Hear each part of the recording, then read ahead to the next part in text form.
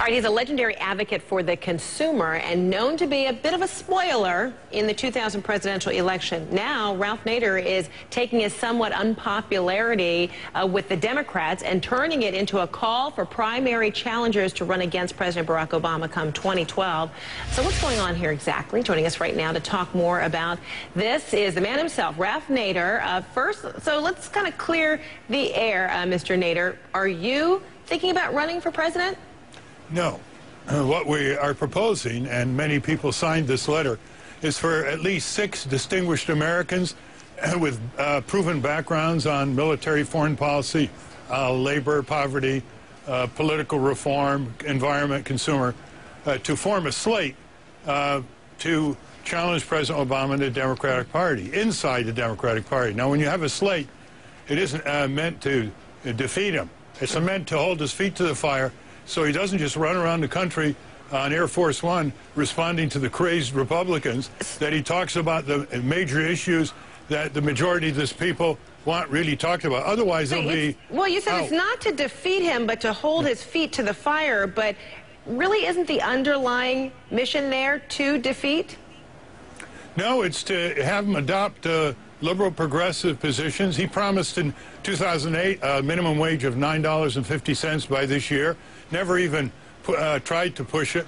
He promised a card check. There are tens of millions of Americans, according to polls, who would like to form trade So why don't you unions. instead say, let's have a discussion, let's have a meeting with the president, let's hold his feet to the fire in that respect, as opposed to doing this months before re-election, because it certainly does seem like then it is to try to unseat this incumbent president. Yeah, it'll be over by May. It's basically a 5 or 6 month effort by a half a dozen distinguished Americans who will make sure that the issues of concentrated power and abuse and corporate control over our government and job-draining foreign trade agreements and tax reform are really discussed in front of millions of people. Your station has nothing to cover in the Democratic primary.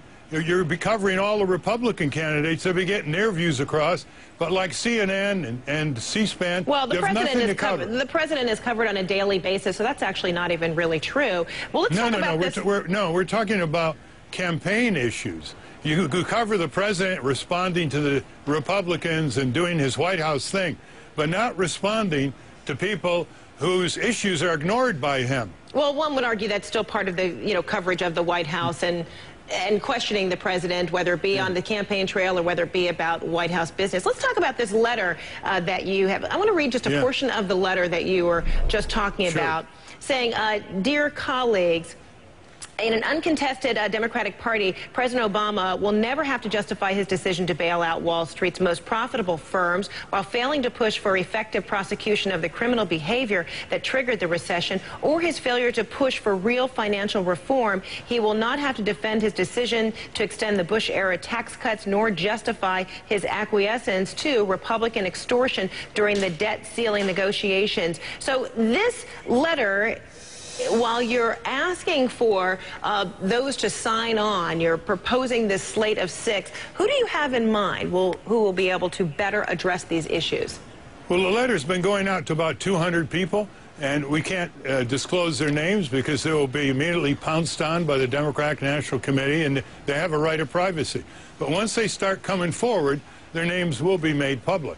I mean, full Medicare for all, I can think of 3 or 4 very distinguished physicians, people who've testified and written about it. David Himmelstein, for example, from Harvard, and Quentin Young from Chicago, was a good friend of Barack Obama. But what we need to do is basically say, do we want to black out all of these major issues that poll very well? Many of them are majority issues. Like we've got to do something about the bloated Pentagon budget. We've got to do something about speculation tax on Wall Street, a sales tax, like we all have to pay 6%, but someone who buys $100 million of Exxon derivatives doesn't pay a penny today. All right, let's talk about the politics at hand. When you look at the panel of Republican contenders, you've been quoted as saying that you like someone very much who's not even up there, Sarah Palin. Why? I didn't say I like her. I said she's made several speeches, very little reported, focusing on big business power and Wall Street It's control over Washington, which she calls the political class, the concentration of power against small business. There isn't anyone else in the Republican primary, with the possible exception of Ron Paul, who is talking about big business controlling our political economy and our government in Washington, and she ought to be commended for that. And why is Ron Paul appealing to you? Well, he wants to get out of these wars overseas. He wants to bring the soldiers back.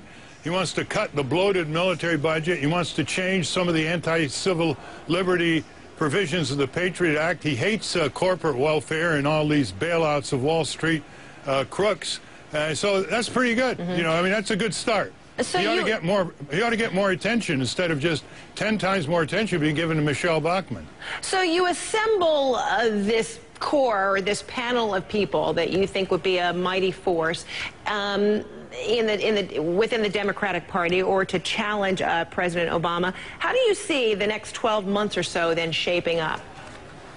Well, once they step forward, you know, they form their own slate. I'm just trying to stimulate it with 45 other people who signed this letter. Full text is on singlepayeraction.org, if you'd like the full text, singlepayeraction.org.